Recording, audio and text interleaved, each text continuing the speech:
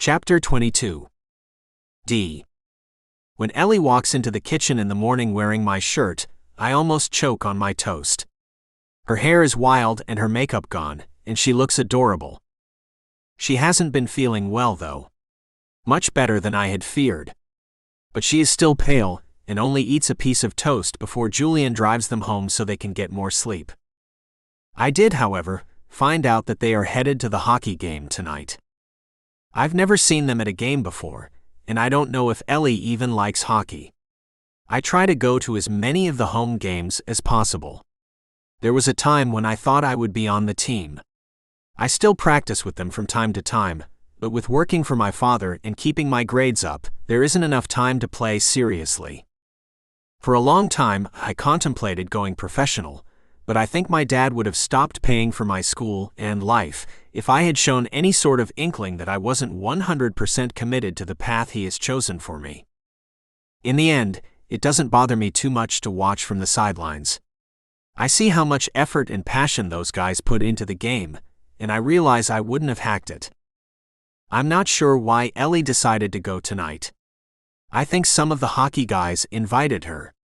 That doesn't sit right with me. But she asked Jenna, and Jenna asked Julian, and suddenly, everyone was going together. We meet the girls outside the arena. "How are you feeling?" Julian asks and grins at Ellie. "Much better now," she says, and she looks it. She's regained her normal color and looks rested. I hope I wasn't too much of a bother. Nah. Julian shakes his head, but she's looking at me. I got to have breakfast with Jenna, so I don't mind. Although I did also have to share a bed with D. At least I didn't sleep naked, I say. And for that, I'm grateful. Julian leads us inside, and I hang back with Ellie. "Was I horrible?" she asks quietly. "No, just chatty." "Oh God, what did I say?" I smile at her. "That you're bad at coming up with nicknames. Babe." She blushes and looks relieved at the same time. "Oh. Don't worry, I couldn't sleep because Julian snores, so I had time to come up with a few." "You came up with nicknames for me?" "No, I'm calling you Babe. I came up with nicknames you can call me." "Really? Like what?" "You could call me Sex God." "Right." She wrinkles her nose. "Yes, that is an option." "Or Loverman." "Also a good option." "I know. I'm so good at this." I smile. "What else?" We're walking slowly behind the others to get to our seats, and I want the walk to last forever. "How about Stallion?" "Stud Muffin?" "Master?" "Master?" She raises an eyebrow. I shrug. "I could whip out the handcuffs and make you call me sir." She stops us just out of sight and grabs my shirt collar as she comes in close. "You want me to call you sir, sir?" Her voice is soft and alluring and makes my cock go hard against my pants. I swallow as she quickly drops my collar and moves on as if nothing happened. Damn, we're going to have some fun with that later. When I reach our seats, Ellie is already sitting next to Jenna. I sit next to Ellie and hope nobody has noticed the situation in my pants. As the game begins, I try to explain the rules to her. But the smell of her shampoo keeps distracting me. It doesn't matter though. She enthusiastically cheers and boos with the surrounding crowd, then asks what happened. I take every opportunity I can to touch her. When I'm pointing something out, I lean in close. I put my hand on her arm to get her attention. I even lean in front of her to talk to Julian. The last month has been great. The sex is fantastic. But being out with her like this is showing me how much I'm missing out on. I hardly ever get to see her outside of a bedroom or the dance class. Once I even went by her work just so I could see her.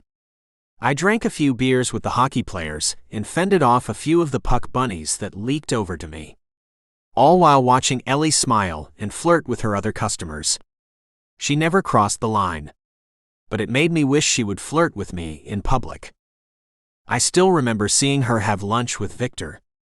They were laughing and talking, and I just wanted to run in there and carry her away over my shoulder.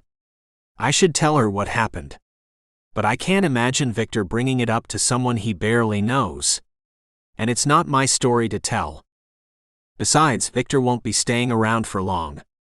He shows up, uses everyone foolish enough to lend him money, and then when he runs out, he's off to some other place where he'll do his best to con as much money from people as possible, forcing others to deal with his mess.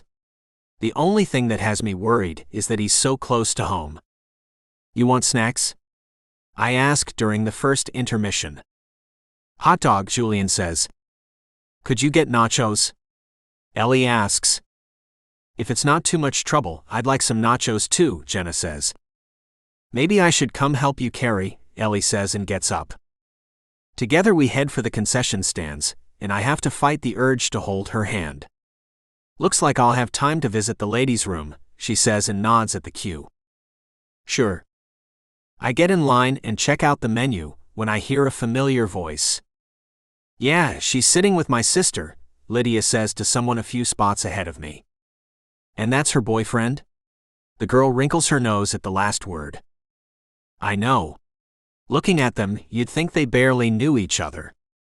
She really should leave him free for the rest of us. Julian is hot. There's no way she's in love with him, Lydia says. When I like a guy, I can't stop touching him. Didn't you say at her birthday party that she just wants to marry rich? Well, Julian is very rich. She should get pregnant, a third girl says. That's what I'd do to lock him down. That's what I will do if I find anyone with that much money. It's what uni is all about, the other girl laughs. The line moves and they order their snacks and move along. I get the nachos and hot dogs and some drinks just as Ellie returns. That's a lot of food, she says. These nachos are huge. Yeah, I hope you're hungry. I smile at her enormous eyes. I think I saw Lydia here. Ellie looks around. She's probably with her friends. I think she's hanging with some of the puck bunnies. We bring the snacks back to our seats, and for the rest of the game, I keep an eye on Jenna and Julian. She never touches him. As we're leaving, I fall behind in the crowd. I can still see Ellie over the heads of the others and try to keep up with her. As we reach the outside, someone calls her name. Ellie's head swivels and she pushes free of the crowd. Victor, did you watch the game? I stop cold as he goes in for a hug. She hugs him back and I see red. My fists clench and people are bumping into me, but I don't care. His hands are on Ellie and I want to strangle him. My lungs burn and I have to remind myself to breathe. Jenna and Julian have stopped to talk to him too. I saunter up to them. Then let me walk you home, Victor says as my anger lets me hear again. Sure, Ellie says before I can protest. I just have to find Lydia. Hold on. She steps to the side as she texts her sister. You missed one hell of a party, Julian says. Yesterday was No's birthday. You should have been there. Victor's eyes flash over me. I don't think that would have been a good idea. I scoff. I'm surprised you even know the words good and idea. Victor doesn't argue back, and when Ellie stares at me, I get the sense I just lost a battle. I'm here, Lydia chirps and comes running up to us. And it is time to get ready for the after party. I watch as they walk off. Victor and Ellie laugh at something, and I curse the fact that he's so charming. He always has been. But then my attention is drawn to Julian and Jenna. They're walking close together, and I can tell by Julian's face that he's happy and excited. But I see none of that on Jenna. And that has me concerned. Lydia squeals and my eyes go back to Ellie. They're having too much fun. I see red again. Before I know it, my phone is in my hand. Fuck him and we're over. As soon as I send it, I regret it. They disappear behind a corner, and I'm left standing like a chump. My phone buzzes. He's just a friend. I'm not that much of a slut. My heart hurts. Did she think I was accusing her? But at the same time, I feel relieved. And I hate myself for it. She must think I'm an ass. Fuck. I want to punch something. Or scream. but all I can do is go home.